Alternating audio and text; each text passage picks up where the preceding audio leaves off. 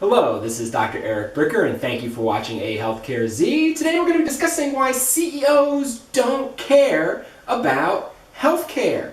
Now, this is not meant to be a cynical discussion. This is very serious. Now, fixing healthcare is a matter of will, not skill, not ability. And we have talked about that on multiple occasions here on AHealthcareZ, where John Torres and Sarah Graff, they essentially fixed healthcare for their company.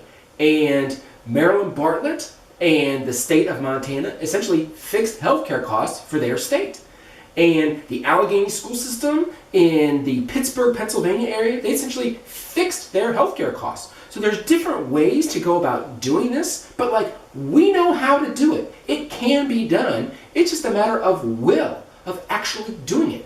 Okay, so for employer-sponsored health plans, where does the will of the organization come from? It comes from the CEO and the board of directors. They set the priority. Okay, let's look at the motivation of a CEO. Well, CEO compensation is largely based on stock and stock options. I'll leave a link in the show notes to a New York Times article about the highest paid CEOs, but as you go down the list, almost all of them, the vast majority of their compensation is in stock and stock options. Not 40%, not 50%, but 80 to 90% of their overall compensation is in the stock. Okay, so fine. It is what it is. That's the prioritization because you want the CEO to act like an owner, so you want to make them an owner as much as possible. Okay, what drives the stock price? Well, for publicly traded companies, the stock price is largely determined by revenue, not by earnings per share. And one of the bases for that is that when a company beats on earnings per share in its quarterly reporting, oftentimes the stock price will go down if there is a decrease in revenue, if there is a decrease in another growth stat, and I'll leave a link in the show notes, but this particular article talks about for internet companies, if a decrease in users happens, or for oil companies, if a decrease in output from an oil rig or land available to drill on, okay?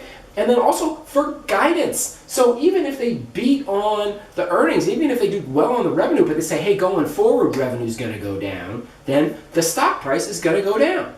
Therefore, the CEO's compensation is really tied to revenue and growth. Okay, fine. Fixing healthcare is not a revenue or growth issue. It is an earnings issue.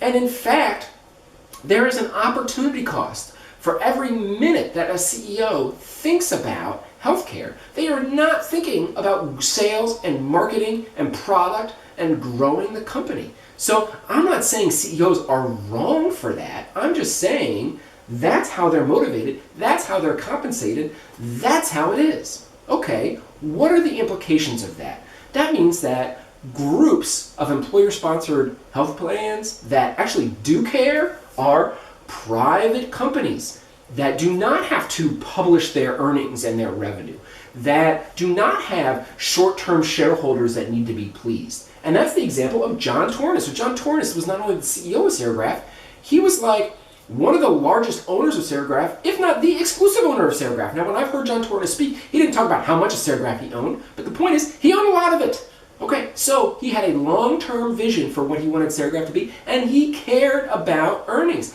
And I even talked about how he increased the size, the enterprise value of Sarah Graff because he increased their earnings, because he cared about that. Okay, next up. Governments, the state of Montana, they cared. Why do they care? They can't just quote-unquote increase revenue. It's really hard for them to raise taxes, right? So not only state governments, but city governments, county governments, smaller municipal entities, they really care. And you see that a lot of the innovation in healthcare is happening actually in the government space.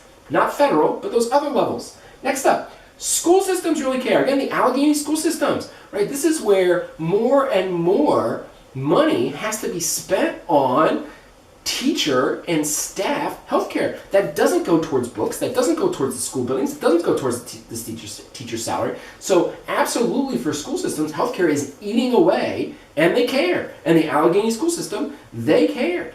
So if you are interested in lowering healthcare costs, don't pay attention to what large publicly traded corporations say.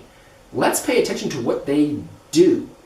And what they do is not particularly care about healthcare. Now, that may be a controversial statement for me to make. That's okay for you to have a different opinion, but that's my point for today. And thank you for watching AHealthcareZ.